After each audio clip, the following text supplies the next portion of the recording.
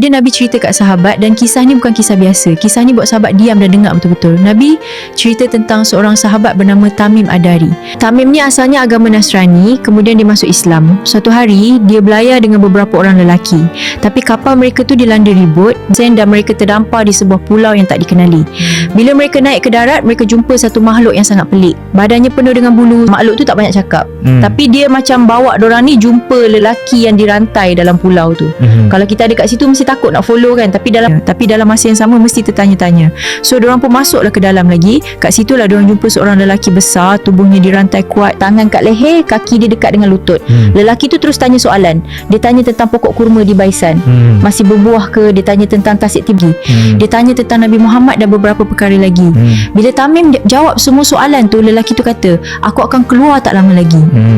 Dan bila aku keluar, aku akan jelajah seluruh bumi kecuali Mekah dan Madinah. Lepas Tamim balik, Tamim cerita pada Nabi. Nabi kata, inilah Dajjal. Maksudnya apa? Dajjal ni bukan cerita akan datang dia. Rupanya dia dah ada. Dia tunggu masa je nak keluar. Bila Allah izinkan, dia akan keluar pada waktunya. Dan yang lebih menakutkan, dia tahu perkembangan dunia. Persoalan dia sekarang bukan Dajjal dah keluar ke belum, tapi kenapa soalan-soalan yang Dajjal tanya tu semua berkait dengan keadaan dunia.